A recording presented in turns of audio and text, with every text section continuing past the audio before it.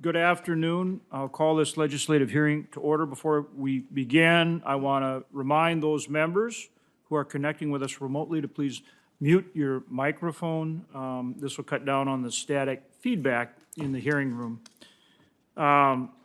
In addition to the senators in the room right now, also attending remotely are Senators McSally, Tester, Cortez Masto, and Murkowski.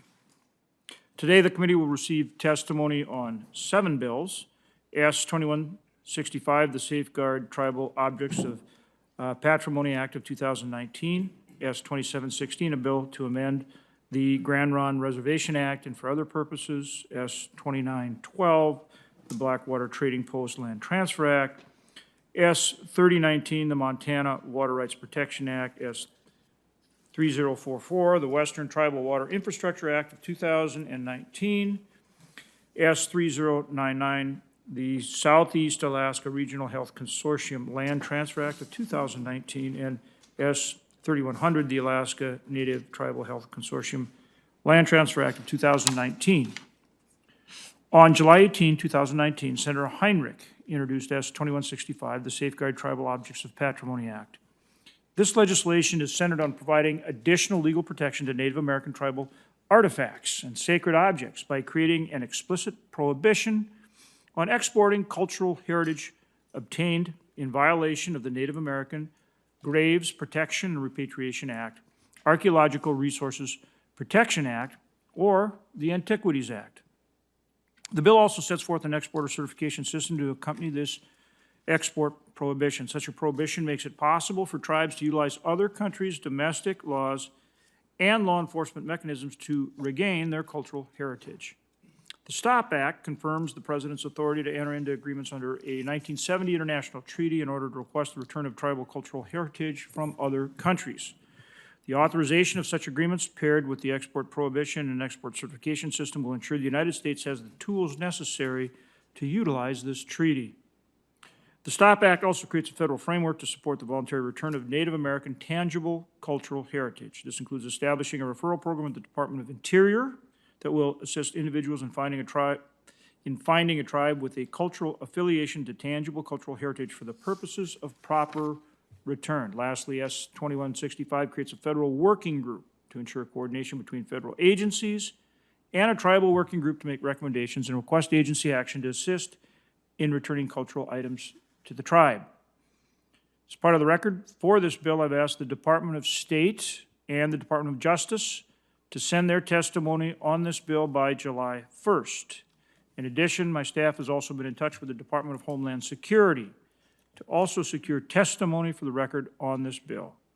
We have also received testimony from the Authentic Tribal Art Dealers Association as well as from tribal leaders. I look forward to the Department of Interior's testimony on the bill today. On October 28, 2019, Senators Merkley and Wyden introduced S.2716, a bill to amend the Grand Ronde Reservation Act and for other purposes. S.2716, amends the Grand Ronde Reservation Act and is intended to resolve an error created by an 1871 land survey and later 1994 amendment to the Grand Ronde Reservation Act. The land survey left out 84 acres of the original tribe's reservation. This land became known as the Thompson Strip. The 1994 amendment included broader language that restricted compensation for any future land claims made by the tribe. The bill will allow for the Confederated Tribes of Grand Ronde to relinquish its claims only to the Thompson Strip located in Oregon rather than all land claims as the 1994 amendment made.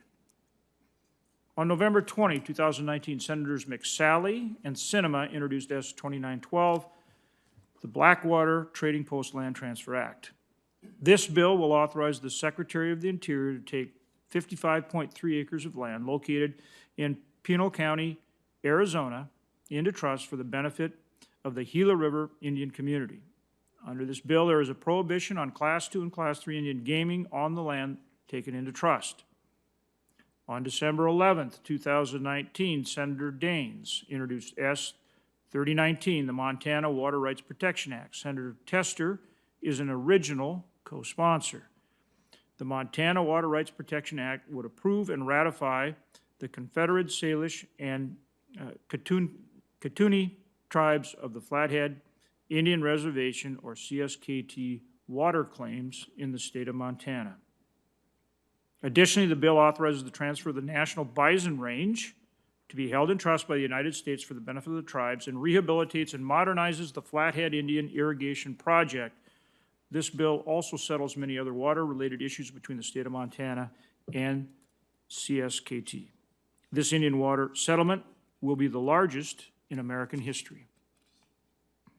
On December 12, 2019, Senator Wyden introduced S.3044, the Western Tribal Water Infrastructure Act of 2019, which would expand Section 2001 of the America's Water Infrastructure Act so that it includes the Columbia River Basin Project. This bill also extends and authorizes $10 million each year for such projects. For this bill, I've asked EPA to send in their testimony for the record. On December 18, 2019, Senators Murkowski and Sullivan introduced S.3099, the Southeast Alaska Regional Health Consortium Land Transfer Act of 2019. S.3099 directs the Secretary of the Department of Health and Human Services to convey 10.87 acres of land located in Sitka, Alaska, to the Southeast Alaska Regional Health Consortium. The land is intended to continue to be used for providing health and social services to the local area, including the 18 Native communities in the area. On December 18, 2019, Senators Murkowski and Sullivan introduced S.3100, the Alaska Native Tribal Health Consortium Land Transfer Act of 2019. S.3100 directs the Secretary of the Department of Health and Human Services to convey 2 parcels of land located in Anchorage, Alaska, to the Alaska Native Tribal Health Consortium. The land will be used to provide health and social services through the consortium. Both S.3099 and S.3100 are similar to other bills that this committee has approved, previously passed, and been signed into law in 2013, 2015, and 2018. And therefore, I've asked IHS to send in their testimony for the record instead of appearing today. With that, I will turn to Vice Chairman Udall for his opening statement.